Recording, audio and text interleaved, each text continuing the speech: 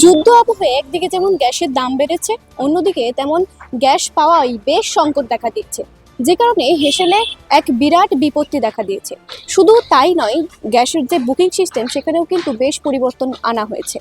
যে নাম্বারটিতে আগে গ্যাস বুক করা হতো সেই নাম্বার পরিবর্তন করে একটি নতুন নাম্বার দেওয়া হয়েছে, যেখানে অনলাইনের মাধ্যমে গ্যাস বুক করা যাবে।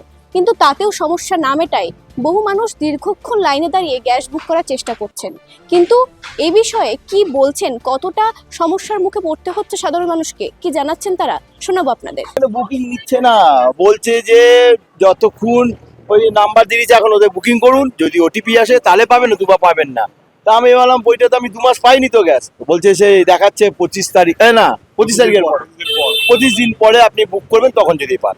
এ অদ্ভুত যে না, হ্যাঁ তা এটা হবে কেন?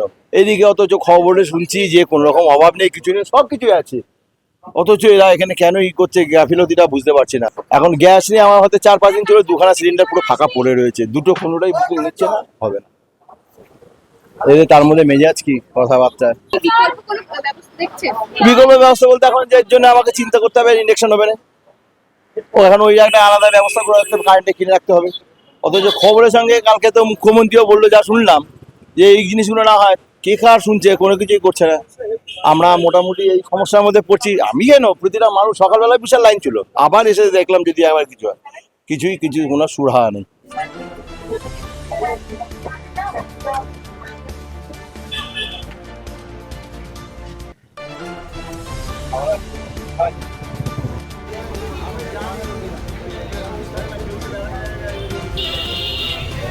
না না, সম্ভব হচ্ছে না। কালকে অনেকক্ষণ ট্রাই করার পর সম্ভব হলো না।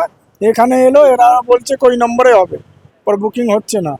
ও সমস্যায় পড়েছে, হয়রানি তো পড়তেই হচ্ছে। এই তো আজ এটা নিয়ে 3 দিন হয়ে গেল, গ্যাস পাচ্ছি না, বুকিং হচ্ছে না। আগে তো যে নম্বরে বুকিং করতো ওই নম্বরে এখন হচ্ছে না, কি বলবো, এই তো পরেশানি হচ্ছে। আগে কিরকম মানে আজকেরই যদি ধরো বুক করছি সঙ্গে সঙ্গেই দিত, এখন সঙ্গে সঙ্গে হবে না, মানে পরেই হবে।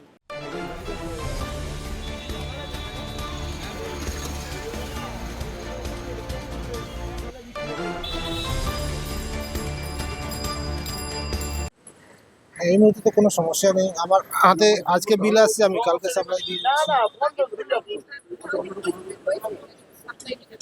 না, গ্যাসের সাপ্লাই সমস্যা কোনো কিছু নেই, গ্যাস তো আসছে, রোজই গাড়ি আসছে, আমরা সাপ্লাই করছি, রোজই সাপ্লাই করছি।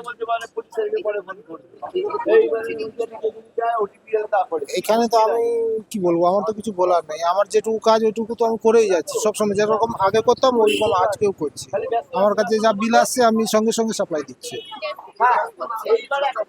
বুকিং এ একটু হয়তো সমস্যা হচ্ছে, নাম্বার পাল্টে গেছে, ওটা নিয়ে একটু সমস্যা হচ্ছে, আর কোনো সমস্যা নেই। এরকমই বিভিন্ন আপডেটস পেতে চোখ রাখুন আজ বাংলা ডিজিটালের পর্দায়। ক্যামেরায় অভিকের সাথে কোয়েল ডায়ের রিপোর্ট, আজ বাংলা ডিজিটাল।